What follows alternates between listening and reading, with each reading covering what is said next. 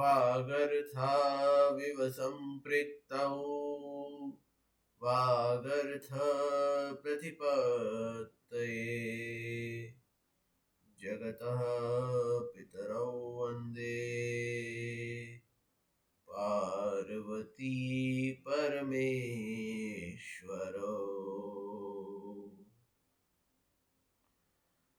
नमस्कार और स्वागत है आप सभी का वापस से मेरे YouTube चैनल पे। तो काफी समय बाद वापस आप सभी से मुलाकात हो रही है मेरी, आप सबसे वापस से मिलना हो रहा है। और आज हम लोग एक नए टॉपिक के साथ में, एक नए विषय के साथ में आप सबके साथ में मैं जुड़ रहा हूँ। तो मैं बता दूं, मेरा नाम तमीशम पांड्या है और मैं हिंदू स्टडीज और इंडियन नॉलेज सिस्टम के विषय में आप सबके साथ में टॉपिक्स शेयर करता हूँ, उस पर अपने विचार रखता हूँ और जो भी उससे रिलेटेड सारी चीज़ें आप सबको बताता हूँ। तो पिछली कड़ी में जैसा कि हमने रामायण पढ़ा था, आज से हम लोग महाभारत की शुरुआत करने जा रहे हैं ना। इससे रिलेटेड मेरा एक और वीडियो ऑलरेडी मेरे चैनल पे डल रखा हुआ है, मैंने डाला हुआ है, तो उस पर आप जाकर के उसको देख सकते हैं। एंड उसमें थोड़ी सी इंट्रोडक्शन है, उसी को थोड़ा सा आगे और ले जाऊंगा, कुछ कहानी उसकी रहेगी। लेकिन इस बार हम लोग जो पढ़ने वाले हैं वो एग्जाम के पर्सपेक्टिव से, एग्जाम के पॉइंट ऑफ व्यू से हम लोग पढ़ने वाले हैं, थोड़ा इलाबोरेटिव वे में पढ़ने वाले हैं, ठीक है। तो हम लोग महाभारत इस टर्म को समझेंगे, महाभारत कैसे हुई उसको समझेंगे, और आगे डिटेल में हम लोग पूरा इसको देखेंगे, क्या क्या इंपॉर्टेंट टॉपिक्स एग्जाम के पॉइंट ऑफ व्यू से and general point of view से पढ़ना जरूरी है, ठीक है। तो श्री कृष्ण का नाम लेकर के हम महाभारत शुरू करते हैं पढ़ना, हमारा अध्ययन महाभारत का। ओके, सबसे पहले हम देखें इंडेक्स कि हमको आखिर पढ़ना क्या क्या है, ठीक है। तो इसमें हम लोग जो हमारा इंडेक्स देखेंगे, in that index what we are going to सी।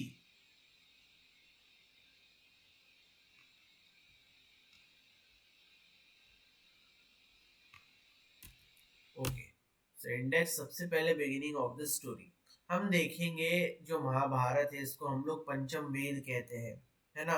यन्ना भारत है तन्ना भारत है कहा जाता है महाभारत के बारे में। यानी कि जो इस कहानी में, इस गाथा में नहीं है, वह इस समस्त जगत में कहीं नहीं है। और जो इस समस्त जगत में व्याप्त है, हर जगह पर है, वो सब इस गाथा के अंदर है। तो इसीलिए इसके लिए कहा जाता है महाभारत। इसीलिए बहुत इंपॉर्टेंट है कि उसके बारे में आगे और डिटेल में जानेंगे। सबसे पहले हम कहानी की शुरुआत, ये कहानी शुरू कैसे हुई आखिर महाभारत की, इसका अस्तित्व क्या है, इसको समझेंगे। सेकेंड है महाभारत द फाइनल ड्राफ्ट। अब महाभारत जैसा महाकाव्य जो 1 लाख श्लोकों का है, जाहिर सी बात है एक बार में बना पाना असंभव के आसपास है। तो किस तरीके से इसका ग्रेजुअल डेवलपमेंट हुआ, एक हम कह सकते हैं स्तर रूप में इसका विकास हुआ, स्तर रूप में विकसित हुआ महाभारत का काव्य, इसको हम लोग समझेंगे। Then facts and characteristics of Mahabharat, जैसे हमने रामायण में देखे थे वैसे ही महाभारत के फैक्ट्स, कुछ तथ्य और कैरेक्टरिस्टिक्स देखेंगे कि क्या है। इसके बाद में importance of Mahabharat for us, हम महाभारत पढ़ क्यों रही है, हमारे लिए जरूरी क्यों है, इस चीज को समझेंगे। The story and its parts, ना हम लोग जब कहानी देखेंगे तो उस कहानी को क्यों बांटा गया है भागों में। जैसा कि मैंने कहा था कि कहानी को आसान सहज बनाने के लिए उसे भागों में बांटा जाता है। तो महाभारत की स्टोरी को, कहानी को, उसके भागों को देखेंगे। देन फैमिली ट्री, इनकी वंश और वंशावली को देखेंगे, महाभारत के पात्रों की वंशावली क्या है। The importance of 18 in Mahabharat, 18 number का महाभारत में इम्पोर्टेंस क्या है, 18 नंबर का, इसको देखेंगे। Then view in Mahabharat, Mahabharat में जो व्यू है, जो व्यू की निर्मित हुई, किस व्यू का किस तरीके से निर्माण हुआ, किस कारण हुआ, इसको वो हम देखेंगे। बहुत विभिन्न तरह के व्यूहों को इस पार्ट में। तो ये पार्ट 1 रहेगा। पार्ट 2 में हमारा रहेगा जो topic, that is major allies of Kauravs and Pandavs, Kaurav और पांडवों के जो मुख्य उनके साथी थे, उनके जो सहचर थे जिन्होंने उनकी सहायता करी। डिबंकिंग सम पॉपुलर मिथ्स, कुछ मिथ है, कुछ भ्रांतियां है जिनको हम डिबंक करेंगे, समझेंगे उसमें क्या भ्रांतियां है। भगवत गीता, ऑब्वियसली महाभारत पढ़ रहे हैं तो भगवत गीता तो उसका एक अभिन्न अंग है, तो इसमें भगवत गीता को हम एक शॉर्ट पर्सपेक्टिव फॉर्म में समझने की कोशिश करेंगे, बिकॉज भगवत गीता अपने आप में ही एक बहुत बड़ा गीत है, काव्य है, जिसे पढ़ने में समझने में जन्मों जन्म निकल जाते हैं। तो इस विषय को हम लोग देखेंगे थोड़ा अगले भाग में। Then Mahabharat from different perspectives, अलग अलग नजरिए से महाभारत क्या है, कैसी है, इसको देखेंगे। धर्म एंड एसेंस ऑफ धर्म। ना रामायण और महाभारत जैसे महाकाव्यों की रचना जो होती है, पढ़ते हैं, ये हम धर्म की रक्षा के लिए पढ़ते हैं, धर्म के लिए पढ़ते हैं, धर्म क्या है उसको समझने के लिए पढ़ते हैं। तो धर्म एंड महाभारत का एसेंस, निचोड़, निष्कर्ष क्या है, ये देखेंगे भाग 2 में। तो आइए शुरू करते हैं हम स्टोरी के साथ में, इस कहानी के साथ में। तो कहानी जैसा आपको दिख रहा है कि ऋषि मुनि है, राजा है और सर्प है, अन्य अनगिनत, और सर्प आकर के एक यज्ञ में भस्म हो रहे हैं। ठीक है, तो ये कहानी क्या है, तो गौर से सुनिएगा। कहानी कुछ यूं है कि अर्जुन के पुत्र हुए अभिमन्यु, अभिमन्यु के पुत्र हुए परीक्षित, और परीक्षित के पुत्र हुए कौन, जन्मेजय। तो अब जैसा कि हमको विदित है कि परीक्षित को तक्षक नाग ने डस लिया था। क्यों तक्षक नाग ने कसम खाई थी, क्योंकि उसके परीक्षित के दादाजी कौन, अर्जुन ने खांडव प्रस्थ को जलाया था, जिसमें तक्षक का परिवार जल गया था। तो उसने कसम खाई थी कि मैं इनके वंशज को मारूंगा। उसी को पूरा करने के लिए कहानी हुई, कलयुग आया, परीक्षित के मुकुट में बैठा, उन्होंने श्रृंगी ऋषि के गले में सांप डाला, जिससे उनके पुत्र ने उनको श्राप दिया कि 7 दिन के अंदर एक खतरनाक सांप आकर के डस लेगा। और फिर 7 दिन के लिए शुकदेव ने भागवत कथा सुनी, जैसे हम श्रीमद् भागवत महापुराण कहते हैं, परीक्षित को सुनाया। 7वें दिन तक्षक नाग ने डस लिया। तो तक्षक नाग ने जब डसा तो इससे क्रोधित होकर के उनके पुत्र जन्मेजय ने एक सर्पनष्ट यज्ञ किया, जिसमें सारे जो दुनिया भर के सांप थे वो आकर के जलने लगे। अब जाहिर सी बात है, प्रकृति में हर चीज का अपना एक अस्तित्व है, उसकी एक अपने, उसका अपना एक दायित्व है, उसकी अपनी एक वैल्यू है। तो सांपों की भी वैल्यू है, क्योंकि फूड चेन, फूड वेब को, एनर्जी साइकिल को मेंटेन करना है। तो इस तरह से सारे सांप मर जाएंगे तो किस तरीके से दुनिया चलेगी। दूसरा, तक्षक नाग जो है डर के मारे इंद्र के सिंहासन से लिपट गया था। अब इससे क्या हो रहा था, इस यज्ञ के प्रभाव से इंद्र का सिंहासन भी खींचा चला आ रहा था यज्ञ की ओर। तो यह सब देखते हुए 2 ऋषि, ठीक है, वैशंपायन और इसके साथ में कौन आएंगे, शुकदेव, सॉरी, वैशंपायन और आस्तिक मुनि, है ना, वैशंपायन और आस्तिक मुनि। तो आस्तिक मुनि जो थे उन्होंने कहा किससे, अपने जन्मेजय से, कि रुक जाओ, जैसा कि मैंने आपसे कहा कि तुम इस यज्ञ के द्वारा समस्त सांपों का विनाश कर रहे हो, तो समस्त सांप मर जाएंगे तो पृथ्वी पे सांपों का अस्तित्व मिट जाएगा। जन्मेजय कहता है कि मैं जब तक तक्षक को इस यज्ञ में मरता हुआ नहीं देखूंगा तब तक ये यज्ञ चलेगा। देन आस्तिक ऋषि उसको कहते हैं कि तुम इसके पहले की पूरी कहानी तो सुन लो, कि ऐसा हुआ क्यों, क्या रीजन था इसके बारे में, कि तुम्हारे पिता की इस तरीके से मृत्यु हुई, क्या रीजन था, है ना। तो उसके बाद वो बताते हैं ये वैशंपायन ऋषि है, ये तुम्हें बताएंगे तुम्हारे वंश के बारे में, किस तरीके से तुम्हारा वंश चला, तुम कैसे आए और क्यों आखिरकार मारे गए, कौन, परीक्षित, तक्षक ने डसा।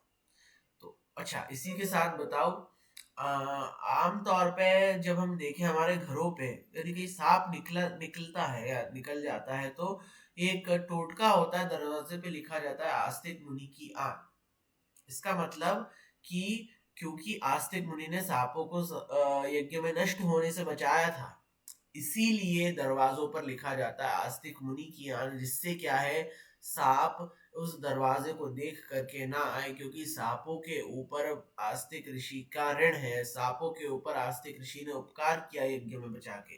सांपों ने उन्हें आशीर्वाद दिया कि जिस कहीं, जहां कहीं पर भी हम आपका नाम देखेंगे, उस घर में, उसके आसपास हम कभी प्रवेश नहीं करेंगे। इसीलिए जब भी कभी आपको सांप दिखे तो अपने दरवाजे पर आस्तिक मुनि की आन लिखे, जिससे क्या होगा कि आपके घर में सांप प्रवेश नहीं करेंगे। ओके, तो ये बात हो गई। अब वहां पे वैशंपायन ने फिर उनको कहानी सुनानी शुरू करी। जो कहानी सुनानी शुरू करी फिर वो महाभारत कहलाई। लेकिन ये पूर्ण महाभारत नहीं थी, ये महाभारत का एक भाग था। पूर्ण महाभारत अस्तित्व में किस तरीके से आया, किस प्रकार से आया, उसे हम लोग देखने वाले हैं हमारे नेक्स्ट पार्ट में। आई होप इतना समझ आया होगा। ठीक है, तो नेक्स्ट पार्ट है हमारा Mahabharat come to its existing form in 3 stages. Mahabharat का जो महाकाव्य हमारे समक्ष उपस्थित है, यह 3 चरणों में हमारे समक्ष आया है। 3 चरणों में किस तरीके से? सर्वप्रथम जय। ठीक है, सर्वप्रथम इस महाकाव्य का नाम जय था, जिसमें 8800 श्लोक थे। कितने? 8800 श्लोक, 8800 श्लोक्स। Then Bharat, second is Bharat, जिसमें 25,000 श्लोक। तो जो वैशंपायन ऋषि सुना रहे हैं किसको? जन्मे जय को, दैट इज दी भारत, जिसमें 25,000 श्लोक है ना। एंड देन आता है Mahabharat, the epic which is we are going to study. Mahabharat जिसको हम पढ़ने जा रहे हैं, उसमें कितने? 1,00,000 श्लोक है। तो इन 3 फॉर्म में हमारे पास में फाइनल महाभारत आई है। अब ये कैसे आई है, इसकी पूरी स्टडी करते हैं। सो सबसे पहला पार्ट Jaya, introduction to the epic. Now आपको पिक्चर में दिख रहा होगा, आई होप आपको स्टोरी पता होगी कि जब भगवान वेद व्यास ने सोचा कि इस महाकाव्य को लिखा जाए, चूंकि ये महाकाव्य एक जटिल काव्य था, इसे कोई आम व्यक्ति नहीं लिख सकता, तो वो सभी देवताओं के पास गए और देवताओं ने एक मत से कहा कि श्री गणेश इसके लिए उपयुक्त पात्र है जो इसको लिख सके। अब श्री गणेश और व्यास जी के बीच में शर्त हुई। श्री गणेश ने कहा कि मैं लिखता रहूंगा, आप बीच में एक पल भी रुकोगे नहीं। और व्यास ने भी कहा कि मैं लगातार बोलता रहूंगा, आपको भी नहीं रुकना है उसमें। इस शर्त के साथ शुरू हुआ। अब बीच बीच में क्या होता था, कुछ पहेलियां ऐसी दे दिया करते थे वेद व्यास भगवान गणेश को कि उन्हें थोड़ा सोचना पड़ता था लिखने के लिए, जिससे इनको सोचने का समय मिल जाता था, है ना। एक और कहानी प्रचलित है कि जब भगवान श्री गणेश लिख रहे थे तो उनकी कलम टूट गई थी। अब उनको किसी तरीके से लिखना तो था, तो उनने क्या किया, अपना दांत निकाला और उस दांत से लिखना शुरू कर दिया। तो ये तो बात थी। पहली बार जो वहां काव्य लिखा गया 8800 श्लोक का, 8800 श्लोक का, वो था जय, है ना। तो ये जैसा कि मैंने कहानी आपको बताई, इस जय को पहली बार लिखा गया। इसमें मुख्यतः कौरव और पांडवों के युद्ध का वर्णन था, बस, और ज्यादा कुछ नहीं था। फिर क्या हुआ, वापस से शुरुआत में जाते हैं। तो जब ये महाकाव्य लिखा गया, उसके पहले हमने जैसा कहा हमारे यहाँ परंपरा क्या है, श्रुति परंपरा है ना, सुनने की परंपरा है। हमारी परंपरा मौखिक परंपरा है, हमारी परंपरा उपनिषदिक परंपरा है, हमारी परंपरा जो है वो उपनयन की परंपरा है। यानी कि हमारे शिष्य गुरु के समीप बैठेगा, गुरु उसे अपना ज्ञान देगा और वह ज्ञान अपने कर्णों से, अपने कानों से सुन के अपने दिमाग में, अपने ब्रेन में, अपने मस्तिष्क में धारण करेगा और अपने आगे आने वाली पीढ़ी को यह ज्ञान पुनः पहुंचाएगा। तो इस तरीके से हमारे वेद, महाभारत, रामायण, पुराण, उपनिषद, अनेकों अनेक ग्रंथ उपस्थित रहे हैं, हमारे बीच में रहे हैं। क्यों? क्योंकि हमारी मेधा शक्ति इतनी अद्वितीय थी कि हम लोग को याद रखना आसान था। इसीलिए विदेशी आक्रांताओं ने चाहे कितनी हमारी लाइब्रेरी पुस्तकालय जलाए हो, कितनी हमारी पुस्तकों को जलाया हो, लेकिन हमारे ज्ञान को नहीं जला पाए। क्यों? क्योंकि हमारी मेधा शक्ति, हमारी बुद्धि इतनी तीव्र थी, इतनी तेज थी कि हम चीजों को याद रख पाने में सक्षम हुआ करते थे और उसको हम आगे ट्रांसफर कर दिया करते थे आने वाली पीढ़ी को। तो व्यास ने जब पहली बार इस काव्य की रचना करी, तो इस काव्य को उन्होंने अपने 3 शिष्यों को सुनाया। 3 शिष्य कौन? सर्वप्रथम उनके पुत्र शुकदेव, जो कि उनके बेटे थे। शुकदेव को हमने पहले कहा देखा था, भागवत सुनाई थी उन्होंने परीक्षित को, है ना। शुकदेव उनके पुत्र है। देन किसको? जैमिनी और वैशंपायन। तो जैमिनी और वैशंपायन जो थे, यह दोनों शिष्य थे किनके? व्यास ऋषि के, वेद व्यास के। सो व्यास हालांकि उपाधि होती है कृष्ण द्वैपायन वेद व्यास। मोर स्पेसिफिकली मैं कहूं तो कृष्ण द्वैपायन वेद व्यास। अब कृष्ण द्वैपायन क्यों? क्योंकि इनकी माता सत्यवती और पिता पराशर थे और इनका जन्म एक द्वीप पे हुआ था और इनका वर्ण जो था वह कृष्ण वर्ण था, तो इसीलिए इनका नाम हुआ कृष्ण द्वैपायन वेद व्यास। ठीक है, तो वेद व्यास जी ने क्या किया कृष्णद्वैपायन जी ने अपने पुत्र शुकदेव, अपने शिष्य जैमिनी और वैशंपायन को यह काव्य सुनाया। ठीक है, अब वैशंपायन फिर आए, तो वैशंपायन ने यह काव्य और थोड़े से कथानकों के साथ जाकर के कहा सुनाया। हमने पहले क्या देखा था, कहां पर, जन्मेजय के सर्पदष्ट यज्ञ में जाकर के उन्होंने इस काव्य को सुनाया। तो वह 25,000 श्लोक की क्या बन गई, भारत। तो पहले ये क्या थी, जय, जय से बनी भारत। अब हम देखें तो Bharat the story continues as, जैसा कि मैंने कहा कि कृष्णद्वैपायन वेद व्यास ने सुनाया वैशंपायन को, वैशंपायन ने जन्मेजय को सुनाया। अब महाभारत का फाइनल ड्राफ्ट हमारे सामने कैसे आया, तो जब यह यज्ञ चल रहा था तो वहां पर एक ऋषि थे जिनका नाम था रोमहर्षण। रोमहर्षण मतलब जो, जिनके बोलने से रोंगटे खड़े हो जाते हैं, तो रोमहर्षण। और रोमहर्षण ने यह किसको सुनाया, अपने पुत्र उग्रश्रवा सौती। उग्रश्रवा मतलब उनकी आवाज इतनी बुलंद थी कि जब वो बोलते थे तो सारे पेड़ पक्षी जीव जंतु पशु पक्षी उनको सुनने लग जाते थे। कैसे, जैसे भगवान शिव ने जब रामायण माता पार्वती को सुनाई तो सारे आसपास के लोग सुनने लग गए थे। सिमिलरली जब इस महाकाव्य को फाइनल ड्राफ्ट, आखिरी दर्पण, आखिरी जब इसको रूप दिया, तो उन्होंने शौनक आदि ऋषियों को नैमिषारण्य वन में सुनाया और कथानकों के साथ मिलकर के फाइनली जब महाभारत आया हमारे पास में, तो इसमें कितने श्लोक हो गए, 1,00,000, यानी 1,00,000 श्लोक। 1,00,000 श्लोकों की महाभारत इस तरीके से हमारे सामने समक्ष आई। तो आई होप आपको क्लियर हुआ होगा महाभारत हमारे बीच कैसे आई। 3 चरणों में आई, जय जिसमें 8800 श्लोक थे, जिसको महर्षि वेदव्यास, कृष्णद्वैपायन वेदव्यास ने बोला था और गणेश जी ने लिखा था। देन महारत आया। भारत कैसे आया, क्योंकि महर्षि वेदव्यास, कृष्णद्वैपायन वेदव्यास ने अपने पुत्र शुकदेव और शिष्य जैमिनी और वैशंपायन को यह कथा सुनाई। देन वैशंपायन से कथा सुनी रोमहर्ष ने, रोमहर्ष ने अपने पुत्र उग्रश्रवा सौती, उग्रश्रवा सौती ने शौनक आदि ऋषि को नैमिषारण्य में यह महाभारत की कथा सुनाई। ठीक है, आई होप ये पार्ट आपको क्लियर हुआ होगा। यदि आपको कुछ लगे, कुछ ऐसा डाउट हो, आप कमेंट बॉक्स में बता सकते हो। I will try to clarify all your doubts regarding that. Okay, then we will be moving on to the next part. The next part is facts and characteristics of Mahabharat. जैसे हमने रामायण के facts and characteristics देखे थे, हम महाभारत के facts and characteristics देखेंगे।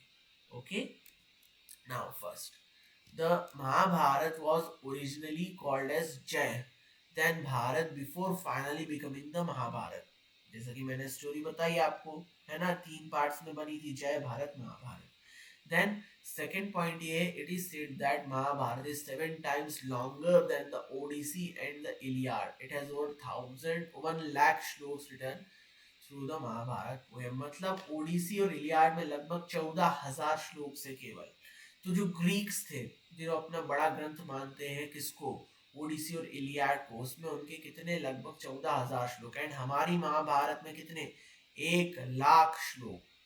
Can you imagine, 1,00,000 श्लोक। ये हमारी ग्रेटनेस है कि हमारे महाभारत में इतने श्लोक हैं। देन इसके बाद में एज आई टोल्ड यू कहा जाता है यन्ना भारत है तन्ना भारत है।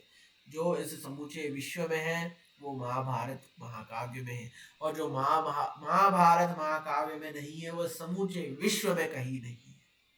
ठीक है, देन कुछ और फैक्ट्स की, युधिष्ठिर जो कि एल्डर थे किसके, पांडवों के, है ना, तो उन्होंने कहा युद्ध के समय कि यदि कोई कौरव भाई मेरा, कोई भी व्यक्ति उस दूसरे पक्ष से मेरे पक्ष में आना चाहता है तो आ सकता है, और मेरे पक्ष से यदि कोई कौरव पक्ष जाना चाहे तो वो भी जा सकता है। तो अंततः कौरव पक्ष से एक और व्यक्ति आया था पांडवों के पक्ष में। क्या आप लोग जानते हैं उस व्यक्ति का नाम? आप लोग को मैं 5 सेकंड का वक्त देता हूँ, सोचिए, अदरवाइज मैं बताता हूँ। ओके, 5, 4, 3, 2, 1। सो वो व्यक्ति था कौन? युयुत्सु। युयुत्सु हाफ ब्रदर था दुर्योधन का, मतलब धृतराष्ट्र के दासी पुत्र जो था वह युयुत्सु था। ओके, देन कुरु वो की हमको मालूम है एक बहन थी, है ना, जिसका नाम था दुशला। तो दुशला की शादी हुई थी जयद्रथ से, ठीक है। देन हस्तिनापुर का नाम हस्तिनापुर क्यों था? क्योंकि उसकी हाथियों की आर्मी बहुत फेमस थी, तो हाथियों की आर्मी के नाते उसका नाम हस्तिनापुर बना। Okay. Importance of Mahabharat for Hindus. Now हमारे लिए महाभारत क्यों इम्पोर्टेंट है, क्यों पढ़ना चाहिए महाभारत, क्यों सुनना चाहिए महाभारत, क्यों हम पे लालचन लगाया जाता है महाभारत घर में नहीं रखनी चाहिए, ये गलत है, जबकि हमें पढ़ना चाहिए। क्यों पढ़ना चाहिए, आइए हम इसको समझते हैं। The Mahabharata is considered to be an authoritative dharmashastra and encyclopedia of law, morality, social and political philosophy that lays down principles for the attainment of dharma, arth, काम and मोक्ष। महाभारत वह धर्मशास्त्र है जिसमें न्याय, जिसमें मॉरलिटी, जिसमें हमको सही गलत की पहचान, सामाजिक और राजनीतिक ज्ञान, इसके बारे में धर्म अर्थ काम मोक्ष जो पुरुषार्थ चतुष्टय उसके बारे में सब ज्ञान है। और the fact that many Hindus revere Mahabharata as fifth Veda, जैसा कि मैंने कहा कि पंचम वेद कहा जाता है क्योंकि इसमें समस्त ज्ञान विद्यमान है इसीलिए। और धर्म को समझने के लिए, धर्म की व्याख्या को समझने के लिए हमें इसको पढ़ना अत्यंत आवश्यक है, ठीक है। Now the story and its parts. तो अब हम महाभारत के पर्व देखेंगे। जो महाभारत की, जैसे कि हमने कहा रामायण के भाग थे, रामायण को 7 भागों में बांटा गया जिन्हें मुख्यतः हमने किस नाम से कहा, कांड से। तो महाभारत में 18 पर्व होते हैं, 18 भाग होते हैं जिन्हें हम पर्व कहते हैं। अब वह 18 पर्व क्या है वो हम देखते हैं। तो प्रथम पर्व है आदि पर्व। आदि मीन्स द बिगिनिंग। तो जैसे कि मैंने कहा पहली पार्ट है, तो पहले पार्ट में क्या, सौती ने जो नैमिषारण्य में जाकर के उग्रश्रवा सौती ने सौनक आदि ऋषियों को सुनाई थी उस कहानी को, तो वो पहला पार्ट है। देन पहला पार्ट क्या है कि उनके कौरव पांडवों के जन्म की कथा। देन उसके बाद में सभा पर्व। सभा पर्व में क्या है, सभा पर्व में मय दानव ने किस तरीके से इंद्रप्रस्थ का निर्माण किया था खांडव प्रस्थ से, उसका वर्णन है। और सभा में जो भी पूरी चीज हुई हम सबको मालूम है, महाभारत की जीत सभा में क्या हुआ था वो है। देन वन पर्व। वन पर्व है तीसरा पर्व, यानी कि जब उनका जंगल हुआ था, क्या, 12 वर्ष का वनवास और 1 वर्ष का अज्ञातवास। ओके। इसका भी मैंने कॉन्सेप्ट आपको पहले बता के रखा हुआ है कि श्री राम को 14 वर्षों का वनवास और इनको 13 वर्षों का वनवास क्यों हुआ था, ठीक है। तो यदि आप सबको जानना हो तो बताइएगा, इसके बारे में मैं डिटेल में बता दूंगा आपको, ठीक है। देन विराट पर्व। विराट पर्व किस तरीके से, विराट के नगर में वो अपने आप को 1 साल अज्ञात रूप से, अदृश्य रूप में रहे थे, जहां पर युधिष्ठिर बने थे कंक यानी कि जो राजा थे उनके मिनिस्टर, भीम बने थे बल्लभ जो कि कुक थे, अर्जुन ब्रियनल्ला जो कि एक थर्ड जेंडर पर्सन थी जो कि डांसर थी, है ना, जो उत्तरा को डांस सिखाया करती थी। देन नकुल और सहदेव बने थे तंतीपाल और ग्रंथिक, एक घोड़ों को देखता था और एक गायों को देखता था। और हाँ, द्रौपदी बनी थी सहरंदरी। सहरंदरी यानी वह जो रानियों का केश श्रृंगार करती है।